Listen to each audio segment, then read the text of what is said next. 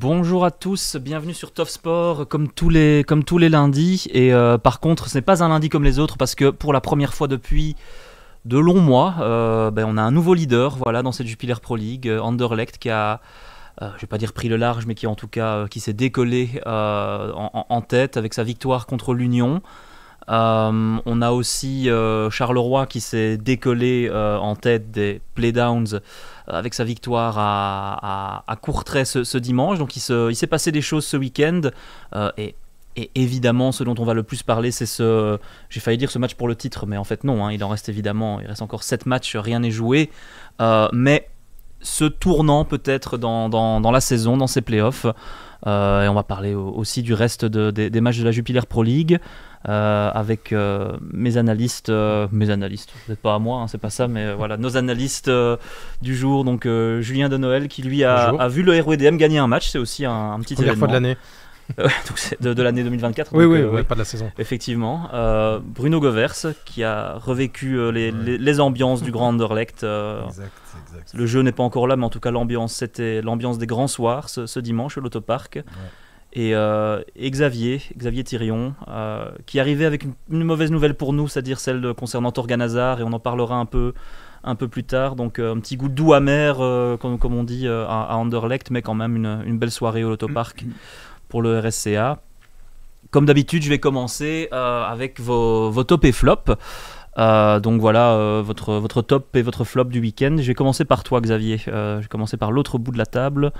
Ton top, ton flop, dans l'ordre que tu veux pour cette journée de play-off. Tu viens d'en parler, Florent. Le flop, je dirais, de ce qui s'est passé hier soir, c'est la blessure de Torgan Hazard. C'est malheureux, évidemment, pour Anderlecht. Ça pourrait peut-être être le tournant de ces play-offs et de la course pour le titre, parce que je pense qu'un Hazard en forme pouvait faire basculer une rencontre et même les play-offs. Et surtout malheureux pour le joueur lui-même, qui en tant que trentenaire, une blessure comme ça, ligament croisé du genou, bon, des examens auront encore lieu dans les prochains jours, mais je pense que le revoir en forme avant le mois de janvier, ça paraît difficile, ça paraît compliqué. Donc voir comment il se relèvera de cette grosse blessure, alors qu'il était quand même bien rentré dans son match, il était de retour en forme, après quelques semaines plus difficiles. Voilà, on lui souhaite évidemment le meilleur, mais c'est toujours douloureux de voir ce genre d'image. Ouais. Et donc ton top.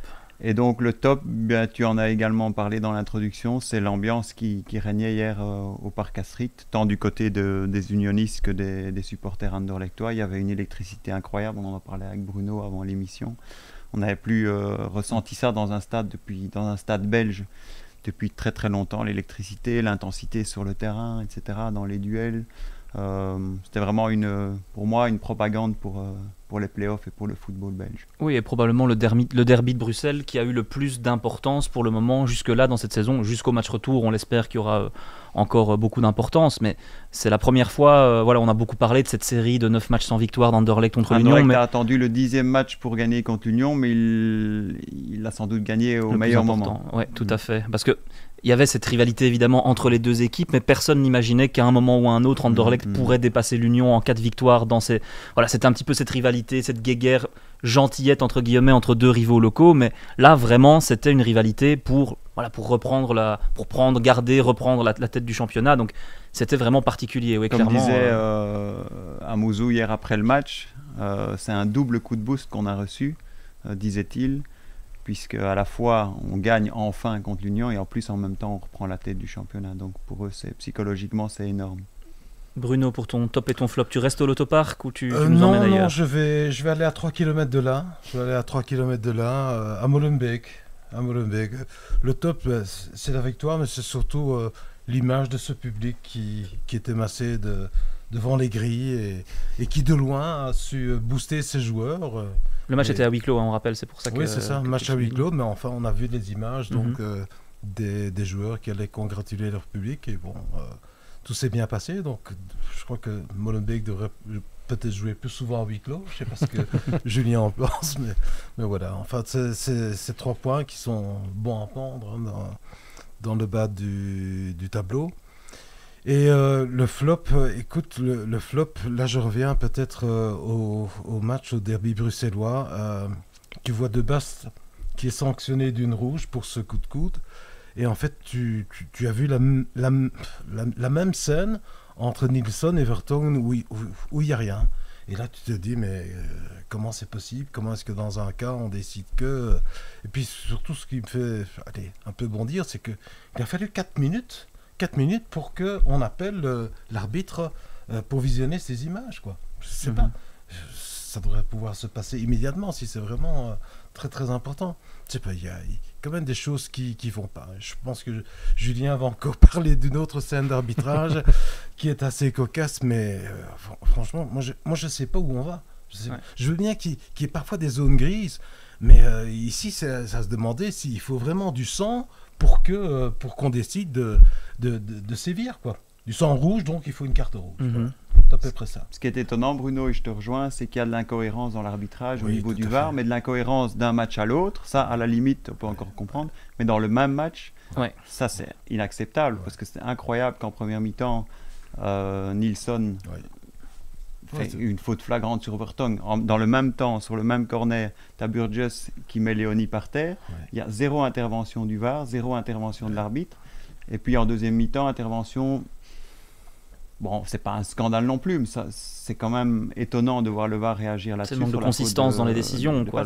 Mais avec des conséquences énormes. Bien sûr. Bon, Anderlecht s'en sort finalement, mais ça aurait pu avoir des conséquences énormes sur la fin du championnat. Oui, pour le coup, Alexander Blessin ne pouvait pas se plaindre d'un arbitrage qui serait contre l'Union. Et on a même tendance à se demander, est-ce que c'est pas en se plaignant plusieurs fois d'affilée dans les médias que, même inconsciemment, parce que les arbitres restent des humains, est-ce qu'on n'influence pas dans les arbitres qui se retrouvent derrière le VAR et qui se disent « Ah oui, ça fait quelques semaines que l'Union a été désavantagée par telle ou telle décision ». Est-ce que les arbitres, à force d'entendre ça, ne se disent pas cette fois-ci, peut-être qu'on va faire pencher la balance d'un côté ou de l'autre? En tout cas, de telles décisions devraient enfin mettre fin à toutes ces fameuses théories du complot, arbitrage anti-Union, arbitrage anti-Anderlecht, anti-Standard, etc. Il faut arrêter avec tout ça, ça devient insupportable. Mais c'est clair que des décisions comme dans le derby d'hier soir ne favorisent pas la sérénité des débats. Parce que ça pose question, forcément. On se demande comment est-il possible que le VAR intervienne dans un cas et pas dans l'autre. Mais il faudrait surtout aussi que les entraîneurs, et là Blessing a carrément dérapé, on y revient, mais il y a 2 semaines ou il y a 1 semaine, quand il a commencé à dire que l'Union était désavantagée par l'arbitrage, si les entraîneurs commencent à parler comme ça, on n'en finira jamais. Julien. Surtout que ça n'amène pas la sérénité chez les joueurs aussi. Pour rebondir sur le cas de Burgess, le ballon n'était pas encore en jeu, donc il ne pouvait pas siffler. Éventuellement, il pouvait mettre une carte, mais pas de faute, quoi. Moi, mon top, c'est aussi un peu Molenbeek, la victoire, mais c'est plus précisément McTargay qui a marqué. C'était la première fois depuis mi-décembre. C'est pas au hasard que Molenbeek gagne quand il marque, parce que la dernière victoire remontait également à ses derniers buts contre Satron. C'est un attaquant qui donne beaucoup pour l'équipe, qui a fait beaucoup d'efforts les derniers mois. Il jouait très bas dans le jeu, une conséquence des tactiques qui étaient mises en place. Il se retrouvait plus souvent au milieu de terrain. Donc pour lui, ça peut être aussi une libération et un tremplin pour la suite de ses playoffs. Et il sera, à mon avis, très utile pour aider Molenbeek à se sauver. Alors mon flop, comme Bruno l'a dit, c'est aussi l'arbitrage. C'est l'action entre l'arbitre Arthur Denil et Romy Overman dans le match Westerlo-Malines. Malines-Westerlo, pardon. Où Overman prend 2 cartes jaunes en 4 secondes. La première est totalement justifiée, elle empêche un coup franc de se jouer en restant dans la zone. Et puis l'arbitre, il y a un mini-contact, Overman qui parle un petit peu, mais l'arbitre, zéro psychologie, donne directement une deuxième jaune à un joueur qui a 19-20 ans. Donc c'est un peu dommage parce que ça a fait tourner le match. Westerlo menait 0-2 et Malines finit par l'emporter 3-2 à 11 contre 10 pendant une mi-temps, quoi. Donc voilà, c'est un peu dommage, ces arbitres qui veulent jouer au shérif. Je ne sais pas si c'est ça, mais en tout cas qui ne sentent pas le jeu, qui ne sentent pas le très jeune moment. Arbitre, je crois qu'il n'a pas 30 ans, il a 27 ans. Je crois, oui, ça a des jeunes arbitres, des jeunes espoirs de l'arbitrage belge, mais voilà, sur ce coup-là, c'est dommage parce que ça pourrit le match de manière inutile. Ouais, on sera attentif à l'habituel under review ce lundi. Tous les lundis, le pauvre de Bleckereux, il a ça. Oui, mais il s'en sort toujours bien, mais là, à mon avis, De toute façon, ces analyses après coup, ça nous fait toujours une belle jambe, le département arbitrage, et ça fait une belle jambe aussi à tous les clubs qui sont lésés. Ouais, et ça alimente le côté aussi complotiste de certains en disant regardez, ils ont dit effectivement qu'il n'y avait pas faute, qu'il y avait penalty. Je ne vais pas saisir la perche que tu me tends en parlant de belles jambes pour aller sur Torgan Hazard et sa blessure au ligament, mais on va quand même aller directement dans le vif du sujet avec cette Anderlecht Union. Voilà, victoire 2-1, une victoire à laquelle on ne s'attendait pas à partir du moment où Anderlecht s'est retrouvé à 10, vraiment et je crois que ça explique aussi l'explosion de joie du Lotto Park, c'est-à-dire que quand ça a été 1-1, je pense que tout le monde aurait signé à Anderlecht pour gardons ce résultat, et puis ils ont réussi à aller chercher ce 2-1 avec via Amouzou, ce qui est un symbole aussi parce qu'il avait remplacé justement Torgan Hazard et que lui-même revient de mois de blessure, hein, vraiment une longue absence aussi pour Francis Amouzou. D'ailleurs Brian Rimmer doit se dire qu'il a vraiment pas de chance parce qu'il récupère un joueur, c'est un autre qui se blesse pour une longue durée. Est-ce qu'on a assisté à un tournant dans la saison vraiment? On a quand même l'impression que ça calme beaucoup le jeu, hein. Théo Léoni, il a carrément dit que ça n'avait aucun... il était content évidemment, mais que ça n'a pas d'importance parce qu'il reste 7 matchs et tout peut changer. Mais on a l'impression qu'Anderlecht, comme on le disait, a gagné au meilleur des moments, hein, Xavier.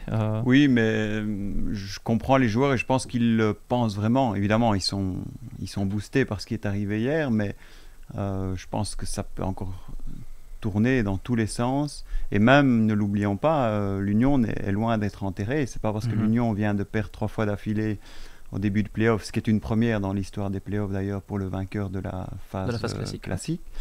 L'Union, il suffirait qu'elle l'emporte contre Bruges le week-end prochain pendant qu'Anderlecht s'incline à Genk, ce qui n'est pas du tout exclu quand on voit la forme de Genk, et l'Union repassera en tête du championnat. Tout à fait. Donc je pense que rien n'a été joué hier, mais c'est clair que psychologiquement quelque chose s'est passé et qu'Anderlecht ira beaucoup plus sereinement à Genk samedi soir, même si c'est peut-être une victoire à la Pyrrhus des Bruxellois hier, parce qu'ils perdent Hazard, ils perdent aussi De Bast. Donc aller là-bas sans Hazard et avec Gatoni, Vertonghen en défense centrale, il faudra voir ce que ça donnera contre l'armada offensive de Genk. Ouais. Bruno, tu as été convaincu par cet Anderlecht au-delà de la victoire Non, mais Anderlecht ne m'a pas souvent convaincu cette saison. Donc c'est toujours un Anderlecht qui présente 2 visages, peut parfois être séduisant, et puis subitement, il n'y a plus rien. Bon, ici, hier, évidemment, il se retrouve à 10, mais je veux dire, moi, ça m'a fait songer à un match de Ligue des Champions d'il y a 20 ans. Anderlecht-Manchester United, Anderlecht qui gagne 2-1, c'était le même score, et pendant une mi-temps, il n'y a eu que du Manchester. Donc, ils étaient vraiment acculés. Et si, ils ont laissé l'initiative à l'Union. Bon, l'Union n'a rien créé, donc... le point positif pour Anderlecht, c'est que quand ils subissent, ils offrent quand même très peu d'occasions. Je trouve aussi que Schmeichel, il s'est rudement bien repris après toutes les critiques qu'il a subies en début de saison. Là, franchement, il fait preuve de beaucoup de sûreté et il donne confiance à ses joueurs. Mais si Anderlecht était champion, je dis bien si, ce ne serait pas un grand champion. Ce ne serait vraiment pas un grand champion. C'est, je veux dire, la qualité du football, c'est pas assez. Même si, bon, je comprends ce public, quand on voit l'ambiance, ces gens ne demandent qu'une chose, maintenant, c'est remporter quelque chose, puisque, bon, ils sont sevrés depuis longtemps, mais au niveau de la qualité pure, on reste quand même sur sa fin. Ouais, c'est bien que tu mentionnes Schmeichel, parce que j'allais également y venir. J'ai l'impression que là, la différence, elle s'est aussi faite entre les perches des deux côtés, parce qu'évidemment il y a Anthony Morris qui est en train de passer complètement à côté de ses playoffs, il commençait à faire des approximations en fin de phase classique également. C'est vraiment plus le même gardien que la saison passée ou qu'en début de saison, et Schmeichel, c'est plus le même Schmeichel qu'à son arrivée, ça c'est certain. Hier il était impérial, vraiment. Non seulement il a sorti 2 grands arrêts, il a été 2 fois décisif, et en plus dans toutes ses prises de balles, ses sorties, etc., il était très très très très serein.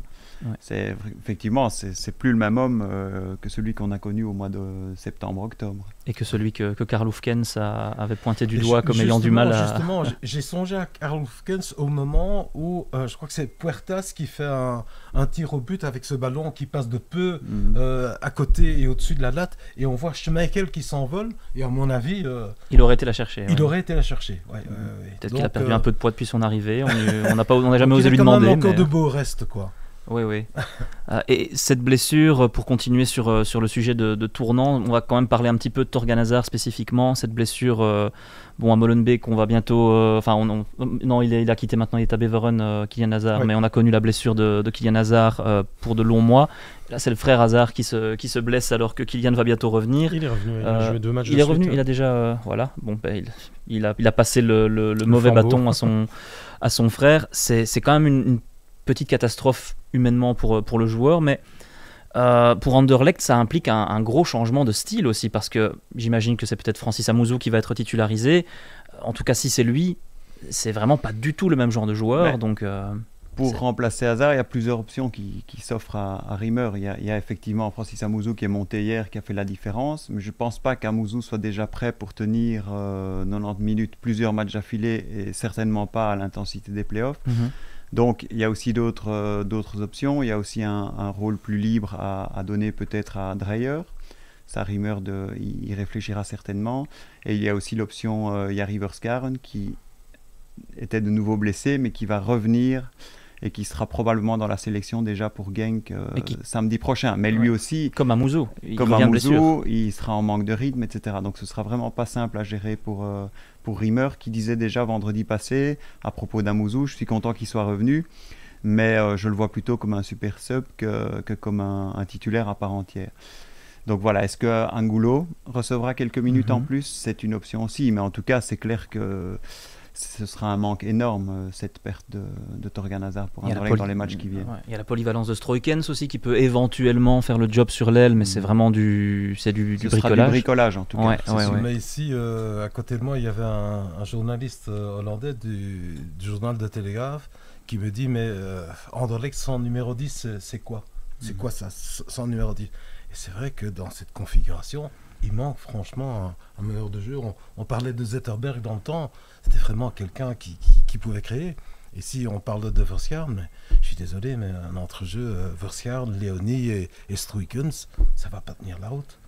Et c'est là que la question... Hazard jouait un peu ces derniers temps, et quand ça tournait bien, il jouait un peu ce rôle de numéro 10, de ce rôle libre, soit un peu décalé. Voilà. Là, il n'est plus là, et donc... Et Jari Verskaren, ces derniers temps, n'a pas prouvé qu'il pouvait le faire.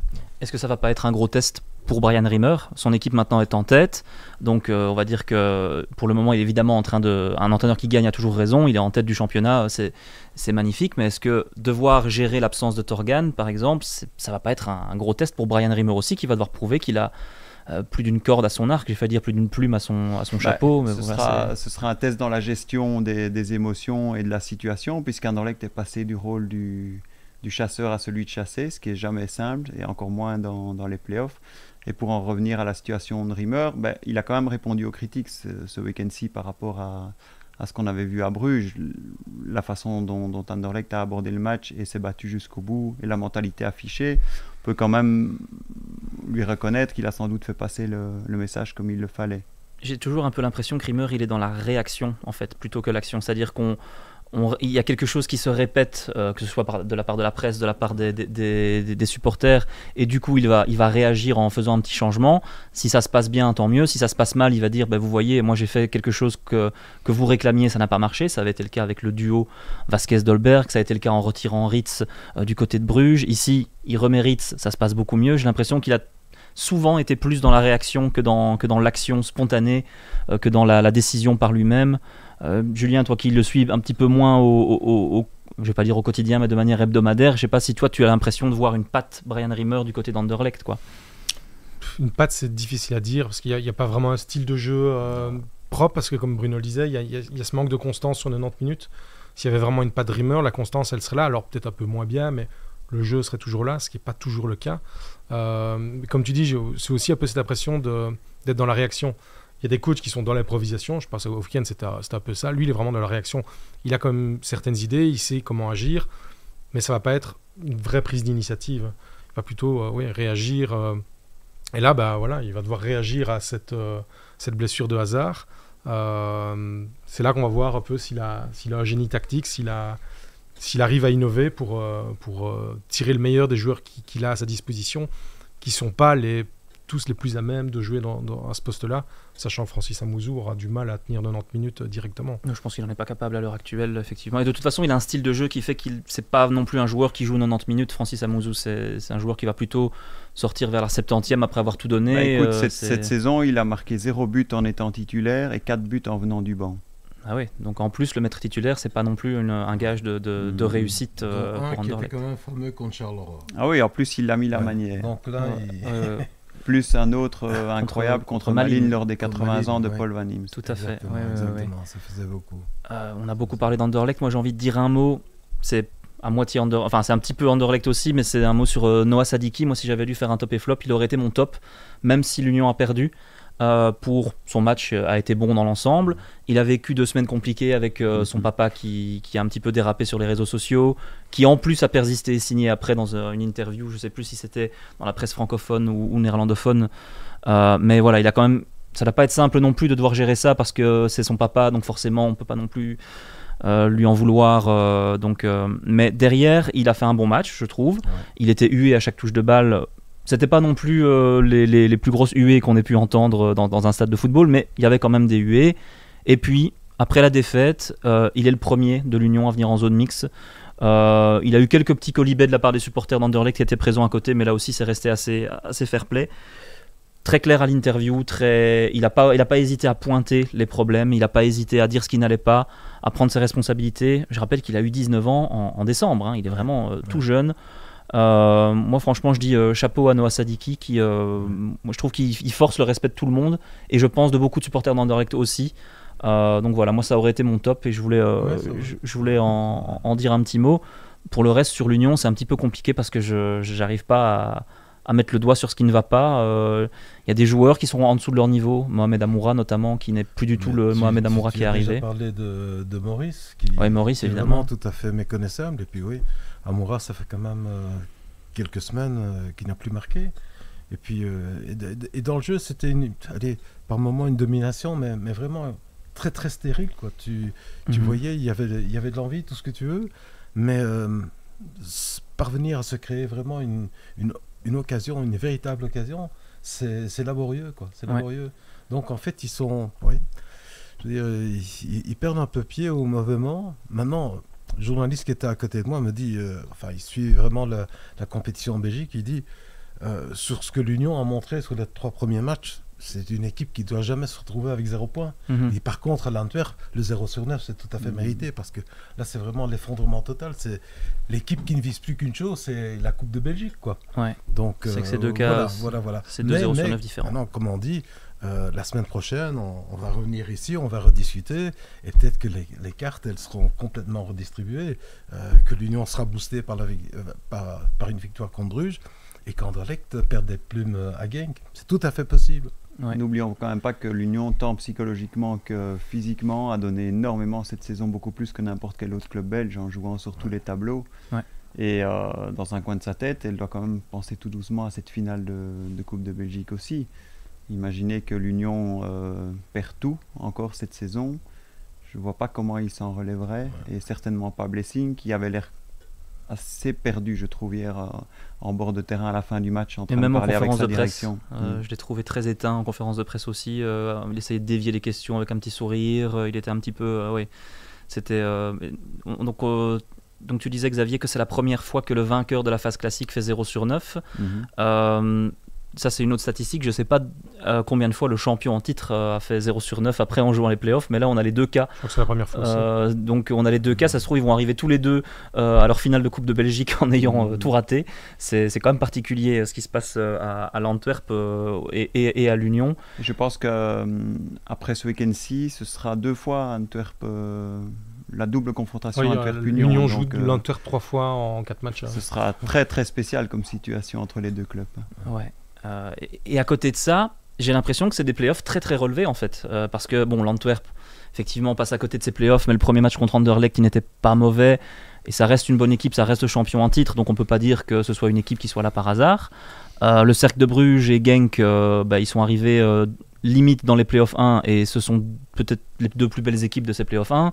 Bruges reprend des couleurs, l'Union et Anderlecht forcément on en a déjà parlé, c'est peut-être parmi les playoffs 1 les plus relevés depuis l'instauration des playoffs, hein, très honnêtement. Il n'y a pas d'équipe qui est là pour décorer comme ça a pu arriver par moment et qui était contente d'être là. Donc ça, c'est assez plaisant. Quand j'assistais, j'ai regardé Genk Cercle ce week-end. La première mi-temps de Genk était tellement impressionnante que je me suis vraiment dit, Genk, c'est pas possible, va devenir champion cette année. Et puis quand tu vois jouer Bruges, tu te dis la même chose. Et malgré ça, contre Genk, le Cercle arrive à renverser la vapeur, via un petit miracle, et malgré tout en proposant aussi un bon football. Donc comme tu dis, c'est un niveau assez impressionnant. Tout pourrait se resserrer énormément le week-end prochain, parce que même si l'Union venait à perdre Anderlecht aussi, l'écart serait que de 2,5 points entre les deux, et l'Union doit encore jouer contre Anderlecht le match retour, et Genk et Bruges reviendraient dessus, donc on aurait 4 équipes à 6 matchs de la fin pour jouer le titre, ce serait incroyable. Ouais, et lundi prochain, tu nous rediras la même chose. Ah, peut-être. Oui, c'est ça. On se croirait en Angleterre, hein, avec City, avec Arsenal. Effectivement. Et Liverpool, quoi, vraiment. Le niveau est un peu différent, quand même. Oh, léger. Tout petit peu, oui. Après avoir vu les matchs de Ligue des Champions, oui. Oui, j'avoue que moi j'avais vu Charleroi-Molenbeek et puis que j'ai regardé quelques jours après Real Madrid-Manchester City et t'as dû te mouiller la nuque. C'était compliqué quand même.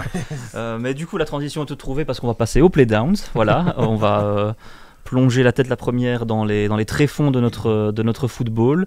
Julien, tu as vu le RWDM gagner un match ce week-end. Première fois de 2024. Avec la manière ou... Avec la manière, oui. Une première mi-temps, je ne vais pas dire plus compliquée, mais... sans public, il faisait quand même chaud. Il y avait du mal à mettre du rythme. Les deux équipes, c'était assez lent.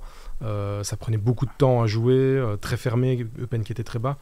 2 buts qui viennent sur penalty. Le RWDM en 2 temps. Et puis la deuxième mi-temps, Molenbeek a lâché les chevaux. Et là, c'était vraiment hyper sympa à avoir joué. On voyait le plan de jeu qui était là. C'était clair. Des joueurs libérés. Et une victoire qui souffre aucune contestation. Et qui permet de se relancer complètement parce qu'ils dépassent Courtrai et Eupen. Donc là, ils sont théoriquement barragistes. Ils vont devoir jouer 2 fois contre Courtrai. Là, plus que jamais, Molenbeek a les cartes en main pour en tout cas, se sauver via les barrages. Mais comme Xavier a parlé du chasseur qui devient chasser, c'est la même chose pour Molenbeek qui, avant le match contre Eupen, disait oui, on doit aller chercher les équipes devant nous. On ne regarde que devant. Maintenant, il faut, à mon avis, surtout regarder derrière. Parce que Charleroi, avec sa victoire, garde 6 points d'avance sur leur WDM. Donc Molenbeek doit prendre 7 points pour les dépasser. Sur 12 encore à donner, ça paraît compliqué. C'est beaucoup quand même. Hein.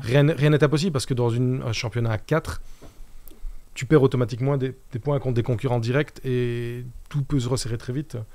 Mais voilà, je veux dire que si Molenbeek arrive à battre Courtrai et enchaîner une deuxième victoire de suite, ils auraient une belle avance. En tout cas sur au moins un des deux descendants. Donc là, la confiance est revenue. Ça se voit dans le jeu, dans les discours. On sent que le choix du coach est l'idéal. Il y a une vraie plus-value et ça va faire, à mon avis, la différence. Ce qui incite à l'optimisme, c'est que tu as parlé d'idées de jeu, de plans de jeu clairs. C'était déjà le cas, je trouve, à Charleroi. Ils n'ont juste pas...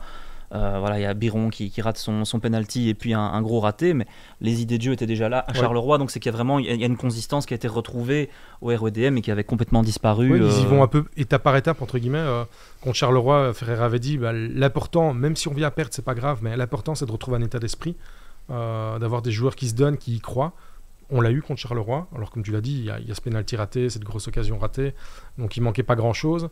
Et Ferreira, après le match, avait dit on garde ça, on remet une étape en plus. Ils l'ont fait contre Eupen. Et maintenant, l'étape en plus, ça va être arriver à garder tout ça et être constant pendant 90 minutes et sur les 4 derniers matchs. Est-ce qu'on n'avait pas un petit peu oublié Yannick Ferreira parmi les jeunes talents entre guillemets de notre coaching? C'est-à-dire que maintenant, ceux qui étaient dans le viseur, sous les spotlights, c'était les Rick Demille, les Jonas de Rook. Évidemment il y a Will Steele maintenant qui est parti du côté de Reims. Edouard Steele malheureusement a connu un petit contretemps, mais voilà, on avait quelques jeunes coachs qui commençaient à éclore ici, mais on a oublié qu'en fait il y avait un très jeune coach qui avait fait du bon travail à l'époque. Il gagne la coupe avec le Standard. Il faisait sauve Charleroi, il faisait les bons résultats à Saint-Tron. Est-ce qu'on l'avait pas un petit peu oublié, Yannick Ferreira, avec son départ critiquable évidemment comme d'habitude en Arabie Saoudite si jeune, où il avait fait des bons résultats, où il était très apprécié pour ce que ça vaut. Voilà, on avait un petit peu oublié Yannick Ferreira. Je vous vois acquiescer, j'imagine que vous êtes assez d'accord. C'est toujours la même rengaine, hein, loin des yeux, loin du cœur. Donc tu te retrouves à des milliers de kilomètres, tu sais pas très bien ce qui se passe parce que c'est pas le genre de compétition que tu suis. Mais je sais que durant sa première période, quand il était là-bas avec Emilio et avec Michel Prudhomme, vraiment, on avait loué son travail, donc ses capacités d'analyse. Et puis, devenu entraîneur, il a quand même obtenu quelques résultats fort probants. Donc, c'est sympa de le retrouver. Et Julien parlait, disons, de ce renouveau. Moi, je trouve que j'ai pas vu tout le match, j'ai vu des extraits. Je trouvais que la cohésion, il y avait de nouveau de la cohésion dans cette équipe, alors que lors du derby RWDM Anderlecht, c'était vraiment n'importe quoi. Ça se déliait complètement. Oui, c'est ça. Il y avait rien du tout. Donc, en quelques coups de cuillère à peau, il est parvenu à redynamiser l'ensemble. Et surtout, quand j'entendais McTargay à l'interview, tu as l'impression qu'ils sont vraiment transformés, ils sont carrément boostés et ils y croient. Ils y croient. Alors qu'en fin de saison régulière, tu as l'impression qu'ils se disaient plus trop le cas. C'est foutu pour nous, quoi. Je pense que c'est une bonne leçon pour tous les clubs belges en quête de stabilité qui vont parfois chercher des solutions abracadabrantes à l'étranger, des gars inconnus qui soi-disant vont révolutionner le football. Avec Yannick Ferreira, tu repars sur des valeurs, des valeurs de base, des valeurs essentielles du foot, sur la mentalité, sur une organisation. Et la connaissance du football belge. Ça paraît tellement évident que manifestement ça ne l'était pas pour la direction du RWDM, mais c'est assez incompréhensible. Oui, je pense que c'est un coach qui aurait même pu en début de saison revenir ailleurs parce qu'il a quitté l'Arabie Saoudite, il a été licencié très tôt, fin septembre je pense, si j'ai ça en tête. Mais il est parti à Chypre. Il a fait Arabie Saoudite, Chypre, Arabie Saoudite. Oui, oui. Et donc ici au mois d'août, il avait d'ailleurs gagné son dernier match officiel en Arabie Saoudite le 13 août. Donc 8 mois jour pour jour après sa dernière victoire, il gagne.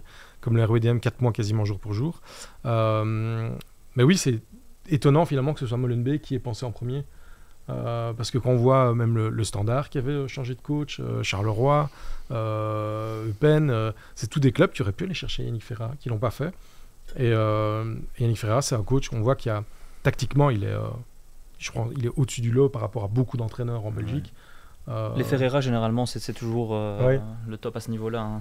Parfois, c'est un peu la gestion humaine qui peut être tendue dans certains cas, mais ici, on sent qu'il est arrivé avec une envie, il l'a dit, de donner de l'amour aux joueurs et de la confiance. Et c'est ce qui manquait. McTargay, même s'il gardait beaucoup de confiance, on sent qu'ici, le groupe a fait confiance en lui, le coach lui a mis beaucoup de confiance, et ça se voit dans son jeu. Et pour beaucoup de joueurs, en fait. Il redonne des responsabilités à certains. Et c'est exactement ce qu'il fallait, quoi. Mais Maktar, moi je me souviens du Maktar que j'ai vu à Ostende quand Blessing était entraîneur. Et McTargay, c'était vraiment un plus. C'était vraiment un attaquant, un pivot, mais il savait marquer, il savait remiser. Il savait un peu tout faire, que tu te disais, ce gars, il est promis à un bel avenir. D'ailleurs, je crois que dans cette équipe ostendaise, le prix qu'on demandait, c'était déjà 4 millions. Hein, donc, ça situe un peu sa valeur. Et puis, il est devenu tout à fait méconnaissable. Après de bons débuts, il est carrément retombé. Et maintenant, tu sens que ce gars revit, quoi. Il y a un point commun, c'est Gauthier Gannet, j'imagine, qui a amené McTargay. C'était lui qui le connaissait à Ostende. C'est lui qui l'a amené à Molenbeek. Et Gay voulait venir notamment grâce à lui, parce que c'est un dirigeant qui lui mettait la confiance. Et McTargay, c'est un attaquant qui fonctionne à la confiance. Ça se voit clairement dans son jeu, dans sa manière d'être. Et là, il l'a retrouvé, et je pense que ça va être une énorme plus-value pour Molenbeek sur les 4 derniers matchs. L'un des avantages en Belgique pour les coachs, c'est que il y a quand même très souvent des positions qui s'ouvrent pour des postes d'entraîneur. Hein. Il y a un turnover tellement intensif que si vous êtes un coach qui peut se permettre d'attendre quelques mois, vous savez qu'il y a un moment ou un autre, vous allez pouvoir renvoyer votre CV quelque part, parce que chaque année, on est probablement l'un des championnats en Belgique qui licencie le plus. Mais il prend un risque aussi, Ferreira, en prenant. Voilà, il n'a pas entraîné en Belgique depuis longtemps. Visiblement, il avait justement du mal à retrouver un poste. Il avait peut-être une étiquette qui lui était collée, je ne sais pas. Et il revient, il prend un club qui est quand même lanterne rouge quand il arrive, quoi. Donc, je trouve justement, au contraire, qu'il n'a pas pris de risque parce qu'il avait tout à gagner. La situation du RWDM était tellement désespérée, ou paraissait tellement désespérée. Oui, on peut dire, voilà, t'as fait ce que tu pouvais. Mais... on aurait trouvé normal que le RWDM descende, ce que je ne souhaite pas au RWDM, le maintien n'est pas encore assuré. Et s'il les sauve, il sera le héros. Donc je pense qu'il avait beaucoup plus à gagner qu'à perdre. En un sens, oui. Et puis, mais d'un côté, sur un CV, voilà, dire il a coaché le RWDM à tel moment et voilà, relégation, ça fait peut-être un peu tâche. Donc, mais oui, je comprends tout à fait le point de vue. Effectivement, il arrive peut-être au meilleur moment. Et visiblement ça marche. Donc, mais comme on le disait, Charleroi va être difficile à aller chercher parce que Charleroi a été chercher ses 3 points inattendus à Courtrai. Moi, honnêtement, de goal, ce qui est exceptionnel pour eux. Oui, moi je les voyais battus à Courtrai, honnêtement, parce que c'était assez catastrophique contre Molenbeek justement. Là, j'ai l'impression que ça va le faire pour Charleroi. 6 points d'avance, ça devrait aller, je crois. Il ne faudrait pas qu'ils se trouvent. C'est un peu le problème aussi des équipes qui sont là. Parfois, c'est le manque de constance. Ils ont battu Courtrai. Il ne faudrait pas aller se trouver contre Eupen. Ce sera un peu dramatique, surtout quand on voit le niveau d'Eupen. Et je crois que Eupen, ça s'est terminé. Ça. Je pense aussi parce que il y a des équipes qui, même quand elles perdent, gardent une certaine cohérence, une certaine consistance. Là, Eupen, ça s'est complètement délié. Les joueurs, ils ne faisaient pas d'efforts les uns pour les autres. Charles Clouk, après le match, disait qu'il n'y avait rien qui allait. On faisait des erreurs. Et là, je pense qu'Eupen, ils ont mentalement, même le coach, après le match, disait là, ça devient très, très, très, très compliqué. Donc, je pense que même mentalement, ils sont un peu au fond du trou. Après, bon, voilà, on ne sait jamais. Ils font un match nul contre Charleroi, Molenbeek gagne. Bah, l'écart revient à 3 points avec encore un match Charleroi-Molenbeek, donc toute la pression peut encore être là. Voilà, il ne reste pas beaucoup de matchs, mais comme tout le monde joue contre tout le monde, les écarts peuvent se resserrer très vite, comme à l'inverse, ils peuvent aussi grandir très vite. Molenbeek peut très bien gagner 2 fois contre Courtrai, Charleroi fait 2 victoires.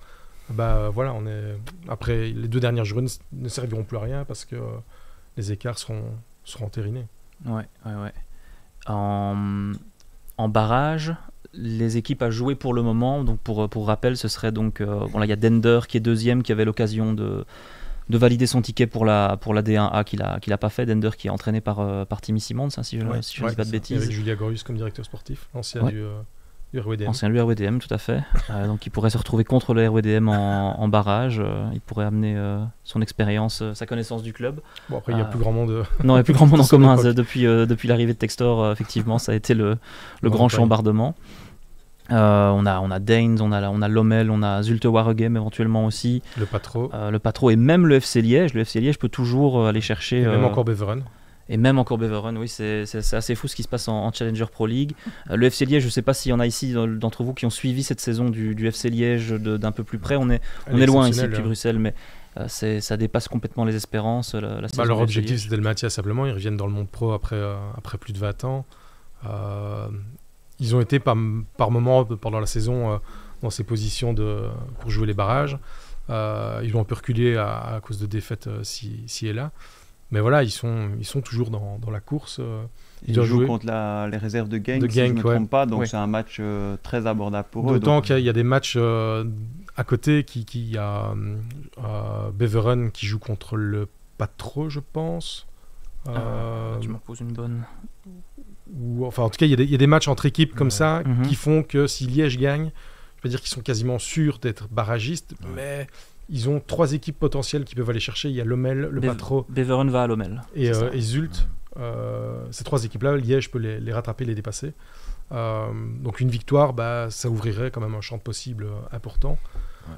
Et puis dans les barrages, c'est des demi-finales, finales. Donc c'est pas un championnat, donc là tout est possible sur des matchs aller-retour. Ouais. Je crois que la grosse déception là, à ce niveau-là, c'est quand même Zulte Waregem. Zulte Waregem qui pouvait compter sur Jellevossen, qui pouvait compter sur Ruud Vormers, donc autant de valeurs sûres, toujours un bon noyau et qui est passé complètement à travers. Pourtant un très bon coach aussi, Vincent Avrard, qui fait du très bon travail à RWDM, mais voilà, la sauce n'a pas prise, ils ont été très compliqués, ils sont encore en course. Là, pour le moment, ils sont 6e, donc pour le moment, c'est bon. Mais voilà. Une victoire un peu inespérée aussi ce week-end pour eux contre Dender. Contre Dender, on n'attendait pas du tout. Voilà, une fois qu'on aura les qualifiés, compliqué de voir qui pourra finalement sortir du lot. Parce que toutes les équipes sont un peu dans le dur pour le moment, à part Liège, je trouve, qui reprend confiance. Oui, je te fais travailler tes futurs barrages, parce que voilà, le RWDM, ouais. tu vas devoir étudier un petit peu les futurs adversaires du RWDM. Et là, je vais terminer pour vous demander un petit peu, en parler un petit peu du week-end qui arrive justement. Et là, on va revenir sur les playoffs 1. Anderlecht qui va à Genk, l'Union qui reçoit le club de Bruges. Et là, à mon avis, il va y avoir des flashbacks traumatiques de ce qui a pu se passer la saison passée quand l'Union a justement perdu le titre à domicile contre Bruges. De toute façon, l'Union, moi j'ai l'impression que tout ce qui se passe pour le moment, c'est entre les deux oreilles et nulle part ailleurs. Donc ça va être. J'allais dire pour l'Union qui vient de faire 0/9 après avoir remporté la phase classique, qui reçoit Bruges le week-end prochain avec le passé qu'on connaît de ce match-là. J'ai l'impression qu'il va falloir un psychologue par joueur pour s'en sortir. Après, c'est aussi pour eux peut-être la manière de mettre les poids solides, de dire voilà, vous nous enterrez depuis 3 matchs, on n'est pas mort. Ça pourrait être le match du qui tout double, parce que s'il l'emporte contre Bruges, l'Union pourrait être vraiment avoir relancée. Un boost mental et peut-être même reprendre, comme je l'ai dit tout à l'heure, peut-être même reprendre la tête du championnat. Tout à fait, bien sûr. Ouais. À l'inverse, s'ils perdent, j'ai l'impression que pour eux, là, ça va être effondrement total. Parce que tu dis, on les enterre, ils s'enterrent un peu tout seuls aussi, parce que moi, honnêtement, je ne les voyais pas battus à Anderlecht ce week-end. J'étais très surpris parce que en fait les 2 premières défaites, moi, elles n'ont pas inquiété de la part de l'Union, parce que contre le Cercle, ils démarrent très mal le match, puis ils sont quand même très bons. Ils manquent presque encore de revenir au score.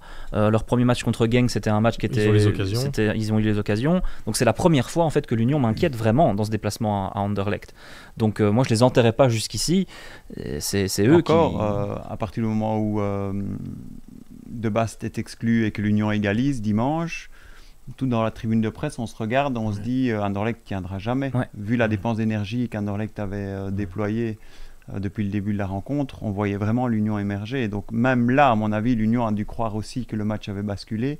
Donc ils ont repris un coup sur la tête avec cette défaite. Non, il y a pas mal de choses qui peuvent se dérouler cette semaine. Bruges va à Salonique. Salonique, a été battu 1-0 à Bruges. C'est l'équipe qui réalise des prouesses devant son public. Alors tu t'imagines, c'est 1-0, ils sont supportés par 40 000 personnes. C'est 2-0, c'est 3-0, c'est 4-0. Et puis c'est la grosse claque pour Bruges qui revient en Belgique. Et puis l'Union prend directement l'avantage au score. Et finalement, ils sont sans parler de la fatigue et des éventuelles blessures. Des blessures, et puis ils vont quand même au PAOK, ce sera Santiago, sans Mechelen. Santiago, c'est peut-être une bonne chose. Je sais pas. Si tu as besoin d'un point d'ancrage devant, quand même, pour garder un peu de ballon. Thiago aurait bien été utile, je pense, même si il rate énormément d'occasions pour l'instant, mais dans le combat physique, il aurait pu faire du bien là-bas. Surtout dans un match au PAOK, comme tu dis, il y a une ambiance d'enfer. Mais ça peut être aussi, pour l'Union, une chance, si Bruges se qualifie, qu'ils ont des joueurs fatigués, qu'il faut faire souffler. Et imaginons que ce soit Pilsen qui se qualifie contre la Fiorentina. Bruges aurait une énorme carte à jouer pour arriver en finale de Conference League. Est-ce qu'il se dirait pendant 3 jours, pendant 3 jours. Après, il pourrait très bien se dire on a des joueurs fatigués, on va les faire souffler parce que contre Pilsen, il y a un truc à aller chercher historique pour le football belge. Et donc, peut-être se dire le championnat, on le met de côté ce week-end et on voit pour la suite. Quoi. Et pour conclure, un petit mot sur ce Genk Anderlecht, donc qui est samedi soir et pas dimanche. J'étais assez surpris, d'habitude on met les toppers le dimanche, mais ce Genk Anderlecht est samedi soir. Genk qui est quand même, pour moi, l'équipe la plus séduisante de ces playoffs. C'est très très impressionnant. Et là encore, tout peut changer. Genk peut revenir à portée à 3 points du coup dans Anderlecht en cas de victoire, c'est bien ça ? À 4 points. Vous le voyez comment ce déplacement d'Anderlecht à Genk ? Ça pourrait être, je sais qu'on le lit chaque semaine, mais ça pourrait être un tournant des playoffs, en tout cas concernant Anderlecht. Mais bon, comme on l'a dit tout à l'heure, Anderlecht ira là-bas sans De Bast, donc avec Gatoni Vertonghen et sans Hazard. Par contre, si Anderlecht fait un bon résultat, ça mettra une énorme pression sur l'Union et sur Bruges qui joueront le lendemain. Un bon résultat, ce serait un match nul ou une victoire ? Je pense que si Anderlecht s'en sort avec un partage à Genk, ce serait déjà synonyme de victoire pour eux. Bruno ? Non, je pense qu'un remake de la prestation à Bruges, il n'y aura pas. Ils sont passés devant, ils savent qu'ils vont devoir franchement mettre le pied, rentrer dans l'art s'il faut. face à cette équipe et qui vont le faire. Et comme dirait Xavier, ne pas perdre, je crois que c'est vraiment l'essentiel face à une équipe qui, comme tu le dis, produit peut-être le plus beau football de ces playoffs. N'oublions pas non plus, et ça promet d'ailleurs d'être très très tendu, n'oublions pas non plus les tensions entre les deux clubs. Il y a eu le fameux penalty gate. Il y a eu Tolu qui, il y a un an, a failli signer un Anderlecht qui est parti à la dernière minute à Genk. Genk qui est venu rechipper Caretsas et également un autre jeune talentueux. Donc entre les deux clubs, c'est très très très très tendu et ça risque de se refléter sur le terrain samedi. J'espère que ça restera dans les limites de l'acceptable. Un petit pronostic peut-être pour ces matchs. Allez, Union Club de Bruges, Julien, un petit pronostic entre l'Union et le Club de Bruges. 1-1, Bruno. 2-1. 2-1 pour l'Union, donc l'Union qui se relancerait, qui gagnerait son premier match dans ses playoffs. Enfin, même 1-1, ce serait leur premier point dans ces playoffs, l'air de rien. Xavier? Le pronostic pour Union Club de Bruges, oui. 2-1. 2-1, donc personne ne voit Bruges aller gagner à l'Union. Moi, je pencherais aussi sur un partage. Un match de Coupe d'Europe. Un partage, moi, ça me paraît... Et ce Genk Anderlecht, je vais repartir vers toi, Xavier. Un partout aussi. Ouais, moi, je pense aussi. Pour moi, 1-0 pour Genk. 1-0 pour Genk. Moi, je vois une victoire de Genk aussi. J'arrive pas à croire en cet Anderlecht. C'est terrible, parce que chaque semaine, il me donne un petit peu tort en un sens. Mais voilà, la semaine passée, ils ont craqué à Bruges. Hier, ils s'en sortent contre l'Union. Moi, j'arrive pas à croire à une série de cet Anderlecht. Donc, oui, je vois aussi une victoire de Genk. Et pour le RWDM, c'est quel... Déplacement à Courtrai. Déplacement à Courtrai. À mon avis, un partage. Un partage qui arrangerait le RWDM. Qui ne serait pas un mauvais résultat parce qu'après, ils doivent les recevoir à domicile et donc tu les garderais derrière toi. Ouais. Est-ce que vous serez devant votre télévision pour Courtrai RWDM, messieurs? Partage aussi. Xavier, Courtrai RWDM? 2 partout. 2 partout. Mais voilà, les parieurs ont pris des notes et suivi nos conseils, ou pas d'ailleurs. Donc voilà, écoutez, je pense qu'on a fait le tour de la question et de toute façon, comme tous les week-ends, la conclusion c'est ça peut être un tournant, on verra, on en reparlera lundi prochain. C'est vrai que c'est le slogan de la Pro League n'a jamais aussi bien... Ah oui, mais ce slogan de la Pro League, pour le coup, ils ont été... Alors c'est toujours un problème qu'ils le mettent en anglais, c'est évidemment pour contenter les deux parties du pays, mais ce... Unscripted Drama, c'est ça? Oui. C'est quand même particulièrement bien trouvé pour cette année, parce que là, c'est complètement imprévisible. Et, pour la dernière journée des playoffs de l'année passée, c'était bien trouvé. C'est suite à cette journée qu'ils ont évidemment trouvé ce slogan qui s'applique encore à cette saison. À la semaine prochaine, donc, messieurs. Merci. Au revoir.